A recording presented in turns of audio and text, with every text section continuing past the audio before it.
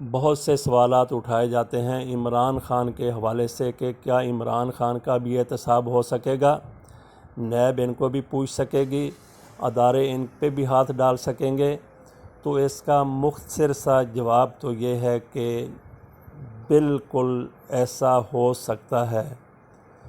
इमरान ख़ान ख़ुद भी मावराए एहतसाब नहीं हैं, अदारों की पहुंच से दूर भी नहीं है। इन्होंने अगर कोई करप्शन की है, कोई बेज़ाब्तगी की है, कोई कवायद की ख़िलाफ़ वर्जी की है तो यकीनन इनका भी एहतसाब होगा और इसी दौर में होगा।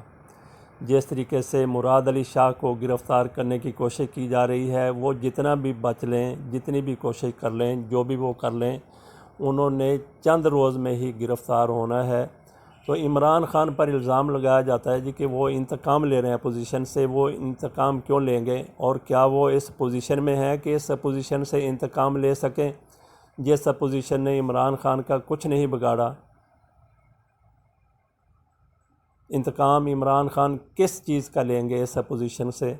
ये लगब बयानात हैं, सब झूठ है। इमरान ख़ान कोई किसी से इंतकाम नहीं ले रहे, ना ही वो इंतकाम लेने की पोजीशन में है।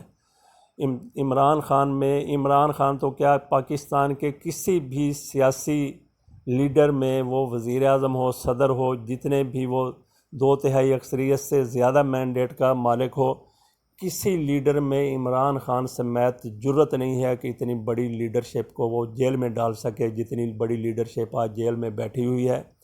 ये खुफिया हाथ हैं जिनको खलाई मखलूक कहते हैं। ये वो लोग हैं जो पाकिस्तान को करप्शन फ्री बनाना चाहते हैं, करप्शन से पाक करना चाहते हैं, करप्ट लोगों को निशान इबरत बनाना चाहते हैं। आप देख लें कि जब से ये करप्ट लोग जिनके ऊपर करप्शन के इल्ज़ामात हैं वो अंदर हैं, करप्शन के ऊपर कितना फ़र्क पड़ चुका है। उस तरह की मेगा करप्शन नहीं हो रही। कम से कम ये तो हो रहा है कि वज़ीर आज़म हाउस जो मनी लॉन्ड्रिंग की आमाजगाह बने हुए थे, सदर हाउस जो यहाँ से मनी लॉन्ड्रिंग होती थी, यहाँ से पैसा बाहर जाता था, कम से कम वहाँ तो आजकल ऐसा कुछ नहीं हो रहा। ये हाई लेवल के ऊपर करप्शन रुक चुकी है, लो लेवल के ऊपर अगर बड़ी नहीं है तो कम भी नहीं हुई, वो उसी तरह से जारी है। इनके ऊपर भी जब एहतसाब का कोड़ा बरसेगा तो ऊपर से नीचे तक लोग फिर ठीक होते चले जाएंगे। बहरहाल आज के ब्यूरोक्रेट कहते हैं, वो गालियाँ निकालते हैं, इमरान ख़ान को कहता है ना ये खुद खाता है ना हमें खाने देता है। ऐसे लोग मैंने ख़ुद भी देखे हैं। तो इमरान ख़ान में या किसी भी लीडर में ऐसी जुर्रत नहीं है कि वो इतने बड़े लोगों का एहतसाब कर सके। अगर इमरान ख़ान के हवाले से सबूत भी सामने आ जाते हैं तो यकीन करें कि इमरान ख़ान को इनके इसी दौर में उनके वज़ीर आज़म होते हुए भी उनके ऊपर हाथ डालने से कोई गुरेज़ नहीं करेगा। ये अलग बात है कि इमरान ख़ान फूंक फूंक कर कदम उठाते हैं, कोई भी काम करने से पहले 1000 दफ़ा सोचते हैं और काम करने के बाद भी सोचते हैं। जैसे उनको ये पता चलता है कि मैं यहाँ पे कुछ गलत कर रहा हूँ तो अपनी उस गलती को वो वापस ले लेते हैं और जिसके लिए उन्होंने एक जवाज़ पैदा किया हुआ है यू टर्न का कि मैं यू टर्न ले लेता हूँ मुफादात, कौमी मुफादात के लिए या किसी असल में वो यू टर्न लेते हैं अपने आप को महफूज करने के लिए।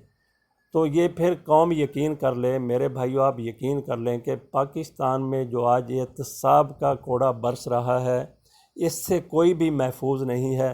और अल्लाह करे कि जिस तरीके से ये कोड़ा बरस रहा है इसमें कोई कमी ना आए और इसी तरीके से एहतसाब होता रहे। जिसने एक पैसा भी लूटा है कौम मुल्क का और इस हालत तक पहुंचाया है पाकिस्तान को, कौम को, अवाम को, उनका एहतसाब इसी तरीके से बल्कि इससे भी सख्त तरीके से वो तो फिर ही पाकिस्तान कोई तरक्की कर सकेगा, आगे बढ़ सकेगा।